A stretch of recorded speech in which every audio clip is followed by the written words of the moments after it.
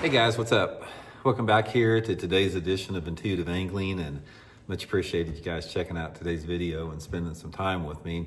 Got a little bit of an off-the-wall video today. I want to talk about how we have lost, effectively, we've lost the greatest generation of bass anglers that have ever lived or ever will live. I want to explain why I feel like that and sort of talk a little bit about the reasons why this has happened and how, you've been hearing me talk about how I think the sport is going backwards. This is one of the manifestations of that we're going to discuss in today's episode here.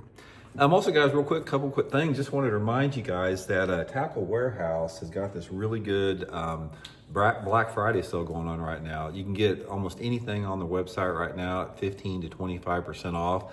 One thing I'd highly suggest, guys, I've been talking about, this is that new Lew's Custom Pro bait cast reel. If you guys are looking for a good deal on a great reel, this is the one, man. It's got 11 ball bearings, smooth as silk, great drag system, great braking system, super attractive reel.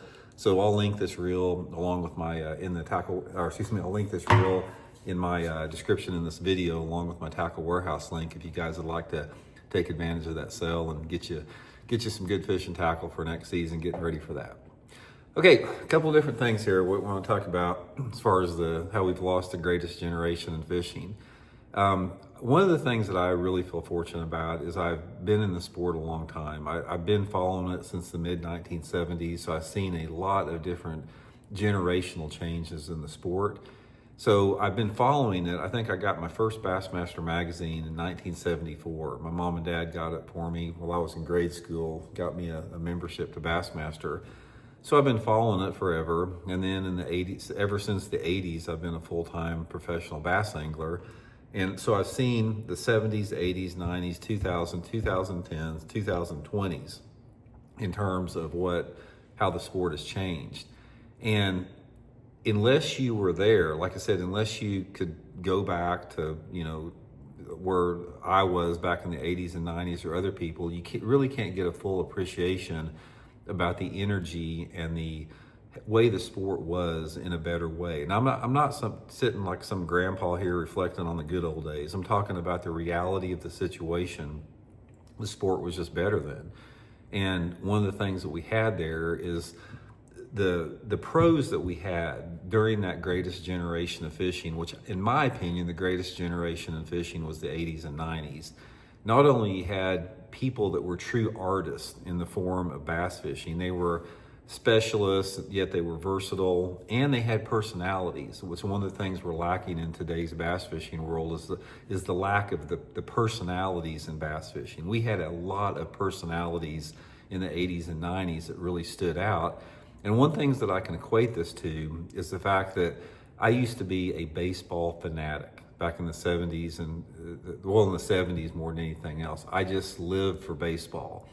And I could tell you anything about stats of people that were before and everything.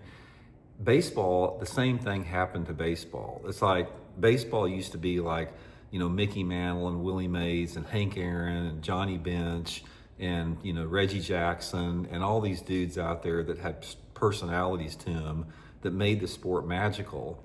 And now, if you look at the Major League Baseball now, I can't even pronounce the names of 99% of them. I don't know them. They don't have the personality. It's like I don't have any interest in it whatsoever. It's like the game has fundamentally changed after the strike of the early 80s and money getting into it. The league's expanding, more players, like I said, that you have never heard of and can't pronounce their names. I don't want that to sound bad, but it's not like it was back when Mickey Mantle and Babe Ruth and, the greatest generation of bass fishing. It's the same in baseball. It's the same in bass fishing to some extent. And I think a lot of this is common in a lot of different sports, because if you look at like football, basketball, baseball, tennis, golf's another prime example. And back in the Jack Nicklaus and the Arnold Palmer days, there were periods of different sports that were just better than anything else. And the common thread that has happened to bass fishing and every other sports out there, every other sport that is related to it in terms of losing those personalities and sort of losing that magic of the sport, which we have, is that it gets too big and it gets too complicated. They expand the leagues and they expand the teams. There's more teams than ever. There's new teams you've never heard of. You know, instead of the New York Yankees, you got all these other teams that I don't even know what, there's so many of them now, I don't even know where they are. And it's the same in bass fishing. You've got so many different tournament organizations. You got so many different tournament fishermen that bass fishing has went down the same road as other sports in the terms of we've lost the innocence of it, and we've lost the simplicity of it, and we've lost the personalities that have emerged throughout the greatest periods of those eras. We just don't have it anymore.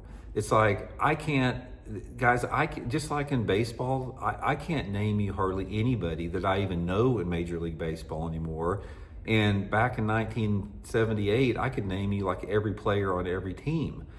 And it's sort of the same in bass fishing. There's so many people, new people that come and go, that it's just not the same, man. It's just not as good as it used to be. And again, I don't want to sound like some old crusty geezer when I say that, but it's the reality of the situation. And the only way that you can really equate that is if you were there.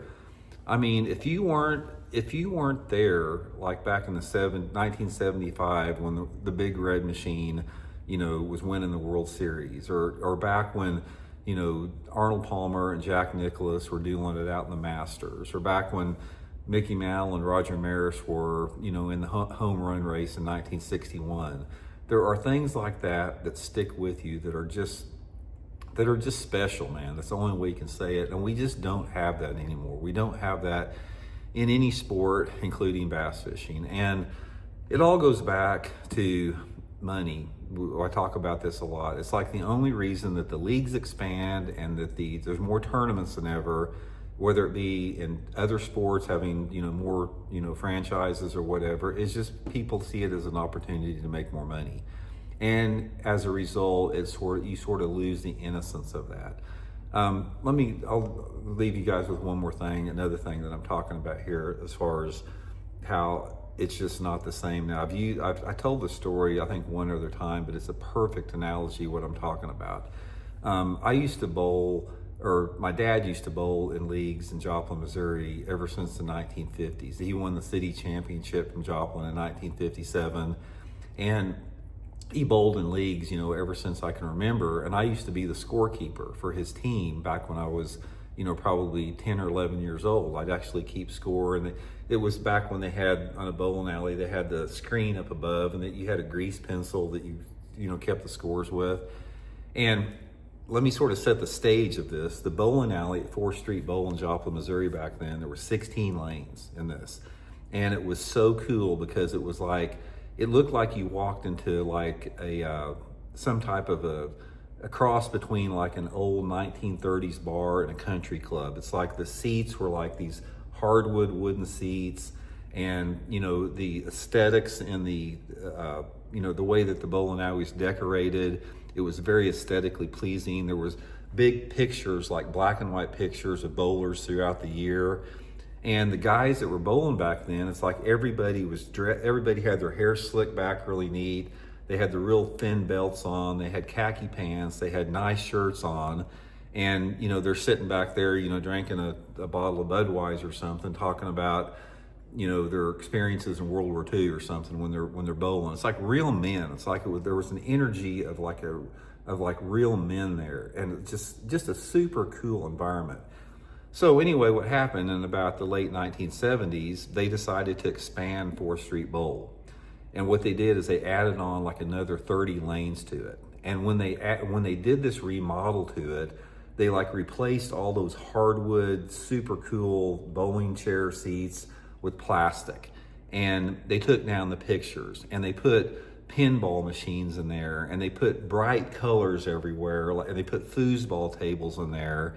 And there was like, it looked like a freaking clown show. The whole energy of the place was destroyed when they expanded it and made it bigger, obviously to try to make more money and to bring more people into the bowling alley. And as a result, they completely destroyed the energy and the aesthetics of that experience of bowling.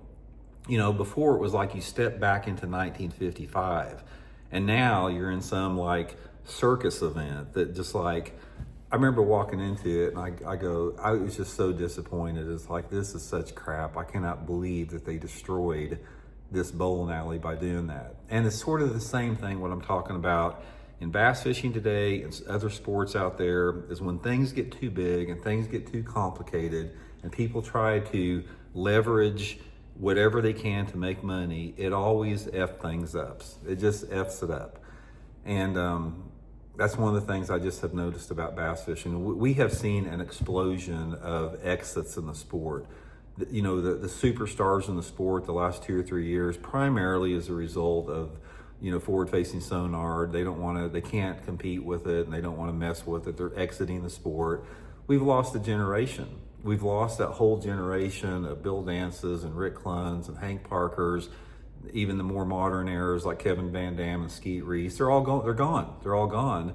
And again, no disrespect to the new generation, but it's been replaced with that new generation of anglers that just don't seem to have and I'm not pointing anyone out, I'm just talking about it in a broad spectrum. The personalities aren't there. You don't have those personalities like you did with a Jack Nicklaus or a Babe Ruth or, you know, a Tiger Woods or an Earl Anthony in bowling, something like that. And I've seen that common thread amongst all sports, that those personalities have just sort of dissipated, and we've entered this era of, like, I don't even know what to describe it. I don't know what to call it, but it's not good. So I don't know, guys. Like I said, I'm not trying to come across this as like some old geezer just reflecting on the past, but just because change is inevitable and progress is inevitable does not mean it's a good thing. Why try to fix something if it's not broke? Because as a result that we have seen in sports, it does not make it any better. I'll argue anyone to the point that sports, I don't care if it's baseball, golf, bass fishing, or whatever, the fundamental experience and the energy and the vibe of those sports were much better 30, 40, 50 years ago. They just were. It's just undeniable. Everything has changed, and not for the better. So what can we do with it? I mean, the only thing that you can do with it is you have to have people that own these businesses and organizations that have an awareness and respect for heritage and tradition. And it's just like, you know, let me give you an example. If I won the freaking lottery, you know what I would do? I would go back there to 4th Street Bowling Alley in Joplin, Missouri. I'd tear down that whole new addition, and I'd totally restore the bowling alley to the way it was when it had 16 lanes and it had this 1950s energy. I'd totally recreate that and make that environment. I would totally, same thing with bass tournaments. I would simplify the bass tournament fishing world, buy out all the circuits, get rid of all of them, make it nothing but the Bassmaster Tournament Trail like it used to be. 35 guys to the Classic, top 100, you know, circuit, that's all you had. The simplification. You can't underestimate the beauty and the intelligence and just everything that's better about simplicity. Simplicity is something that we have got to have in this life, because when things get complicated and complex, it's not good for anybody. So anyway, guys, just sort of a wide-ranging commentary there, but I think you get my gist on it a little bit. Shoot me some comments, and we'll check in with you guys later.